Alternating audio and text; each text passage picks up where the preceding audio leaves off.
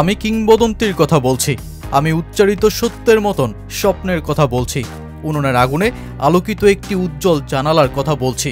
আমি কিংবদন্তির কথা বলছি। বাংলাদেশের ক্রিকেটের ইতিহাস রাঙানো ক্রিকেটার সাকিব আল হাসান রাজনৈতিক দর্শনে হয়েছেন বিতর্কিত, কিন্তু এই বিশ্বসেরা অলরাউন্ডারের বিকশিত প্রতিভা আর অর্জনের গল্প তো মুছে যাওয়ার মতন নয়। আসলে একজন কিংবদন্তি যে জানেন কিংবদন্তি হয়ে ওঠার কষ্ট আর পরিশ্রমের গল্প। ভারতের বিরাট কোহলি সেটা ভুলে যাননি মোটেও। বাংলাদেশের কিংবদন্তি ক্রিকেটার সাকিব আল হাসানের সাথে এটাই যে তার শেষ টেস্টে খেলা। তাই তো মাঠের লড়াই শেষে বিরাট কোহলি জড়িয়ে নিলেন সাকিবকে, উপহার হিসেবে দিলেন নিজের স্বাক্ষর সম্মিলিত ব্যাট। দুই দেশের দুই কিংবদন্তির এই হাসি খুশি বিদায় বেলার মুহূর্ত যে জীবন্ত হয়ে থাকবে ক্রিকেটের পাতায় বহুদিন।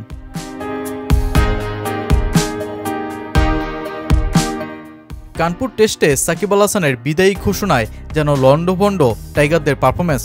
মিস্টার 75-এর দেশের বাইরের শেষ টেস্ট ম্যাচটাকে তো রাঙিয়ে তুলতে পারলেনই না নাজমুল হোসেন শান্ত বাহিনীরা, উল্টো আড়াই দিনেই টেস্ট ম্যাচে হেরে বসেছেন। ম্যাচটাকে করেছেন কঠিন থেকে কঠিন।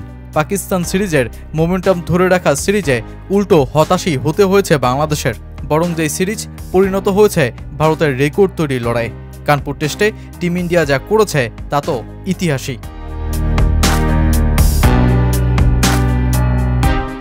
কানপুরের আড়াই দিনের টেস্টে বাংলাদেশ খেলেছে মোট 728টি বল। ফুল ডিফেন্সিভ মুডে ব্যাট চালানো টাইগারদের চেয়ে একদমই ভিন্ন দৃশ্যে হাজির প্রতিপক্ষ ভারত।